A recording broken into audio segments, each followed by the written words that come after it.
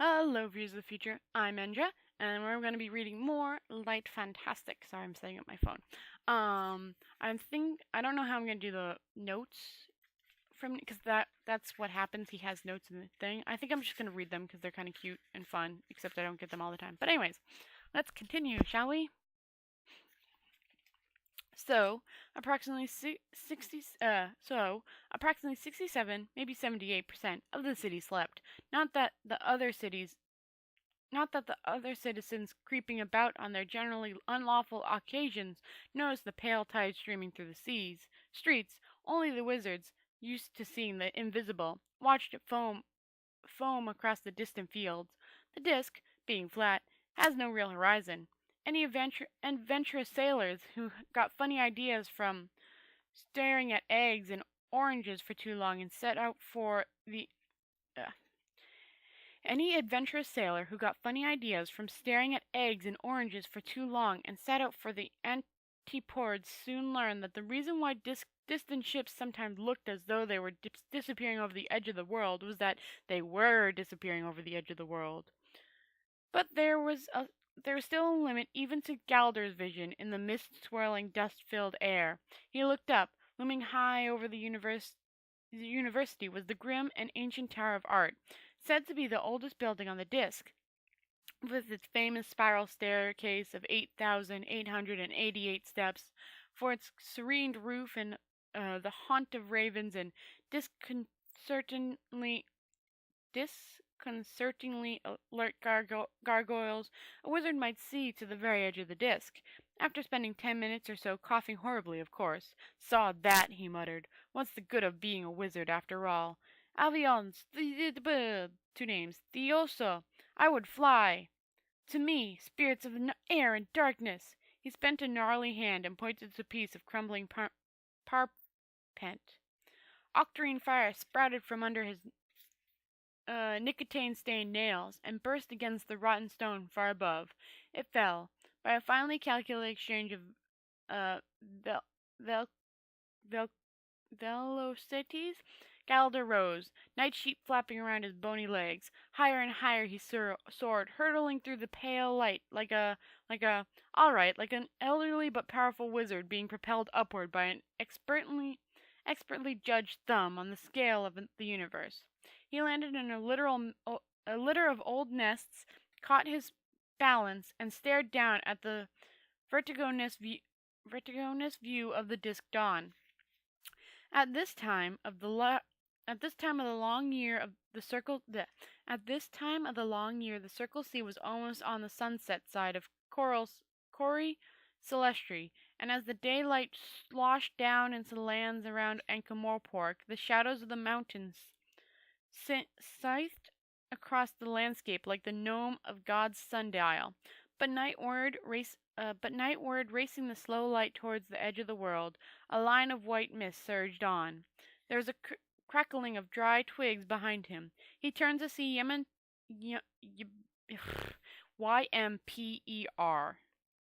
Trimon, second in command of the Order, who had been the only other wizard able to keep up.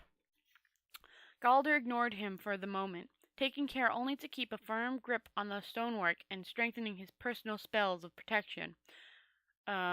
Promotion was slow in a profession that traditionally bestowed long life, and it was accepted that younger wizards who frequently seeked advancements via dead man's curly shoes have previously emptied them of their occupants. Besides, there was something disquieting about young Trimon. He didn't smoke, only drank boiled water, and Galder had the nasty suspicion that he was clever. He didn't smile often enough, and he liked figures and the sort of organized charts that showed lots of squares with arrows pointing to other squares. In short, he was the sort of man who could use the word personal and mean it. The whole of the visible disk was now covered with a shimmering white skin that fitted it perfectly. Galder looked down at his own hands and saw them covered with a pale of networks of shining threads that followed every movement. He recognized this kind of spell. He'd used them himself, but his had been smaller, much smaller. It's a chain spell, said Trimon. The whole world is being changed. Some people thought Galder grinned. Galder grimly, would have the decency to put an exclamation point on the end of a sentence like that. Yeah, it ended with a period. That's why I didn't say it out loud. There was the faintest of pure sound, high and sharp, like the breaking of mouses' hearts. What was that? He said. Triton cocked his head. C sharp, I think, he said. Galder said nothing. The white shimmering had vanished, and the first sound of the waking city began to filter up to the two wizards. Everything seemed exactly the same as it had been.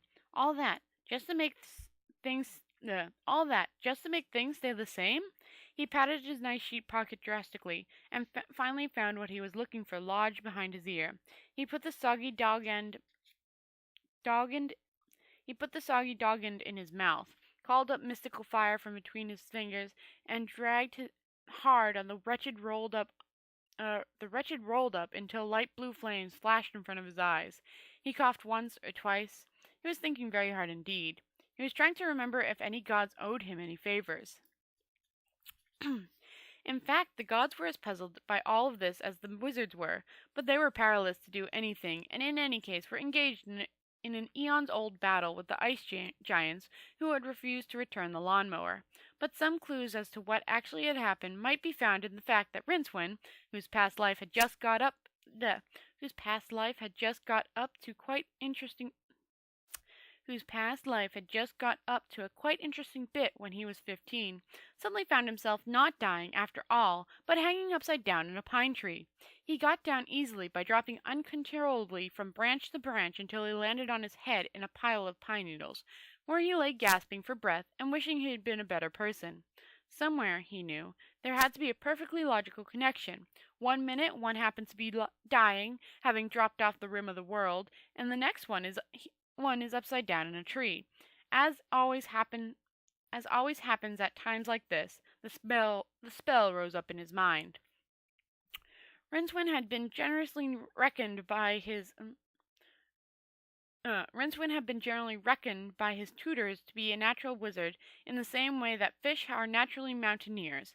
He probably would have been thrown out of Unseen University anyways. He couldn't remember spells, and smoking made him feel ill, but what had really caused trouble was all that stupid business about sneaking into the room where the octave was chained and opening it. And what made the trouble even worse was that no one could figure out why all the locks had temporarily been unlocked. The spell wasn't a demanding lodger. It just sat there like an old toad at the bottom of a pond. But whenever Rincewind was feeling really tired or very afraid, it tried to get itself said. No one knew what would happen if one of the 8 great spells was said by itself, but the general agreement was that the best place from which to watch the effects would be the next universe.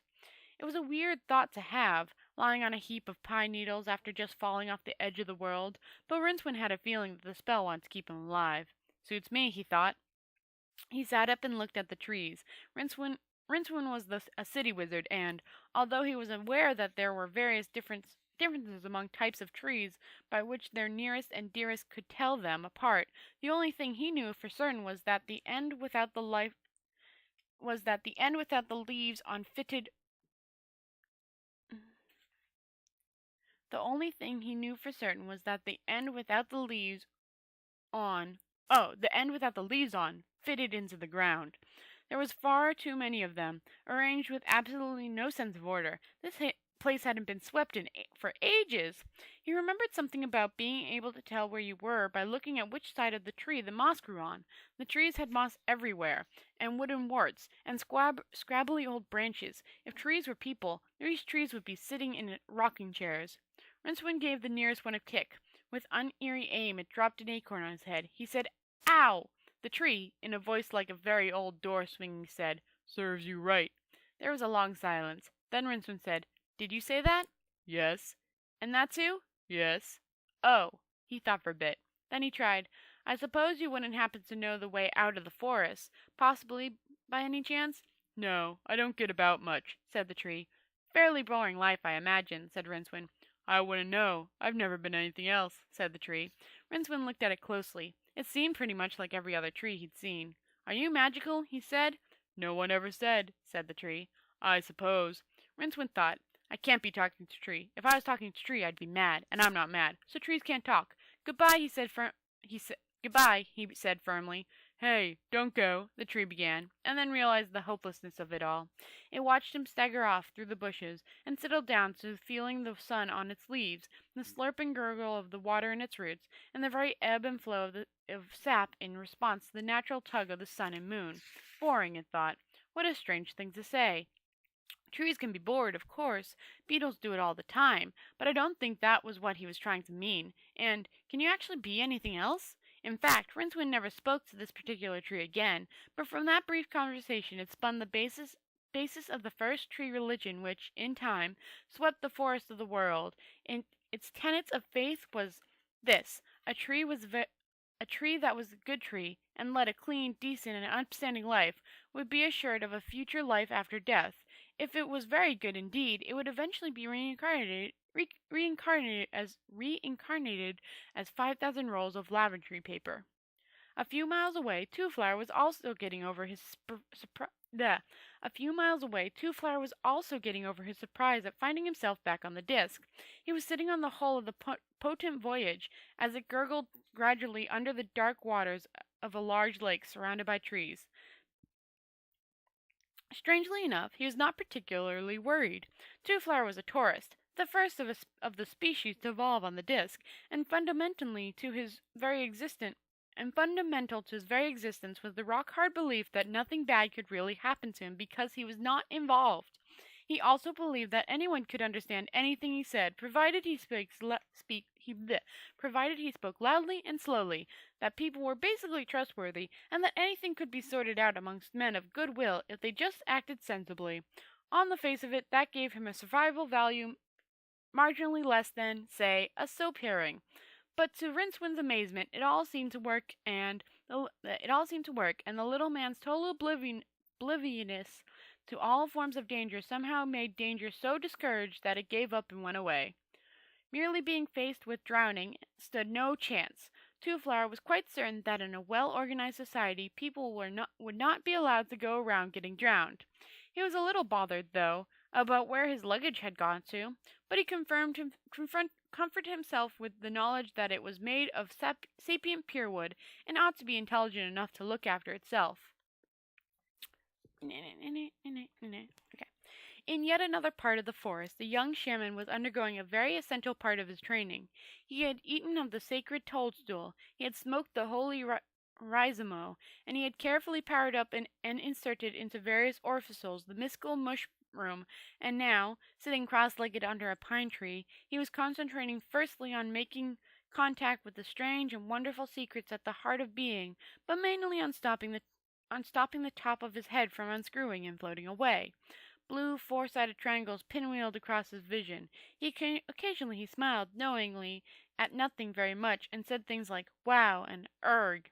There was a movement in the air, and what he later described as like a sort of explosion, only backwards, you know? And suddenly where there had only been nothing, there was a large battered wooden chest. It landed heavily on the leaf moss, extended dozens of little legs, and turned around ponderously to look at the shaman. That is to say, it had no face, but even though the mycologist's haze, but even through the mycologist's haze, he was horribly aware that it was looking at him, and not a nice look either. It was amazing how baleful a keyhole in a couple of knot holes could be. To his intense relief, it gave a sort of wooden shrug and set off through the trees at a cantrip. With superhuman effort, the shaman recalled the correct sequence of movements for standing up, and even managed a couple of steps before he looked down and gave up, having run out of legs. Rincewind, meanwhile, had found a path. It wound about a good deal, and he would have been happier if it had been cobbled, but following it gave him something to do. Several trees tried to strike up conversation, but Rincewind was nearly certain that this was not normal behavior for trees, and ignored them. The day lengthened. There was no sound but the murmur of nasty little stinging insects, the occasional creak of falling branches, and the whispering of trees discussing religion and the trouble with squirrels. Rincewind began to feel very lonely. He imagined himself living in the woods forever, sleeping on leaves and eating whatever there was to eat in woods. Trees, he supposed, and nuts and berries. He would have to "Rincewind!" There, coming up the path, was Two Flower, dripping wet but beaming with delight. The luggage trotted along behind him. Anything made of the wood would follow its owner anywhere, and it was often used to make luggage for the grave goods. Anything made of the wood would follow its owner anywhere, and it was often used to make luggages for the grave goods of very rich dead kings who wanted to be sure of starting a new life in the next world with clean underwear. Rincewind sighed. Up to now, he thought the day couldn't possibly get worse. It began to rain, a particularly wet and cold rain. Rincewind and Two Flower sat under a tree and watched it. Rincewind? Why are we here? Well, some say that the creator of the universe made the disc and everything on it. Others say that it's all a very complicated story involving the testicles of the sky god and the milk of the celestial cow. And some even hold that we're all just due to that total random accuracy of probability particles. But if you mean why are we here as opposed to falling off the disc, I haven't the faintest idea. It's probably all some ghastly mistake. Oh, do you think there's anything to eat in this forest? Yes, said the wizard bitterly. Us. I've got some acorns if you like. Oh, nope, sorry, wrong voice. I've got some acorns if you like, said the tree helpfully. They sat in damn silence for some moments. Rincewind, the tree said. Trees can't talk, snapped Rincewind. It's very important to remember that. But you just heard. Rincewind sighed. Look. It's all down to simple biology, isn't it? If you're going to talk, you need the right equipment, like lungs and lips and vocal cords, said the tree. Yeah, them, said Rincewind. He shut up and stared gloomily at the rain. I thought wizards knew all about trees and wild food and things, said Two Flower reproachfully. It was very solemn that anything in his voice suggested that he thought of Rincewind as anything other than a magnificent enchanter, and the wizard was strung into action. I do, he snapped. Well, what kind of tree is this? Said the tourist. Rincewind looked up. Birch, he said firmly. Actually, began the tree, and shut up quickly. It had caught Rincewind's look. These things look like they're acorns, said Two Flower. Yeah, well, this is the Sicily, or Heptacopter variety, said Rincewind. The nuts look very much like acorns. In fact, they can fool practically anybody. Gosh, said Two Flower. And what's that bush over there, then? Mistletoe. But that's got thorns and red berries. Well, said Rincewind sternly, and stared hard at him. Two Flower broke first. Nothing, he said meekly. I must have been misinformed. Right. But there's some big mushroom under it. Can you eat them? Rincewind looked at them cautiously. They were, indeed, very big, and had red and white spotted caps. There were, in fact, a variety that the local shaman, who at this point was some miles away, making friends with the rock, would only eat after first attaching one leg to a large stone with a rope. There was nothing for it but to go out in the rain and look at them. He knelt down in the leaf mold and peered under the cap.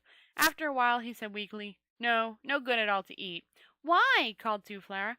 Are the gills the wrong shade of yellow? No, not really. I expect the stems haven't got the right kind of fluting, then? They look okay, actually. The cap, then. I expect the cap is the wrong color, said Two Flower. Not sure about that. Well, then why can't you eat them? Rincewind coughed. It's the little door and windows, he said wretchedly. It's a dead giveaway. Thunder rolled across Unseen University. Rain poured over its roof and gurgled out of its gargoyles, although one or two of the more cunning ones had scuffled off to shelter among the maze of tiles. Far below in the great hall, the 8 most powerful wizards on the Discworld gathered at the angles of a ceremonial octagon.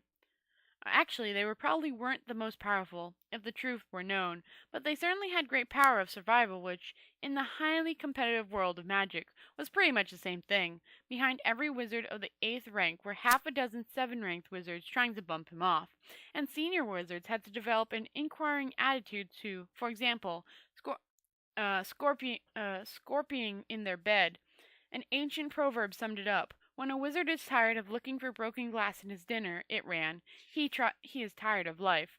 The oldest wizard, gray-haired spoiled of the ancient and truly original sages of the unbroken circle, leaned heavily on the carven staff and spak thusly. Get on with it, Weatherwax, my feet are giving me jip. Galder, who had merely paused for effort, glared at him. Very well, then, I will be brief. Jolly good. Why, we all sought guidance as to the events of this morning. Can anyone among us say he received it? I'm actually going to stop there because my alarm's going to get off soon. So, I'm going to stop right now. See? Okay. So that was that. We have rejoined Rincewind and Two Flower, who are now alive, or not alive, who are on the disc again. Something saved them.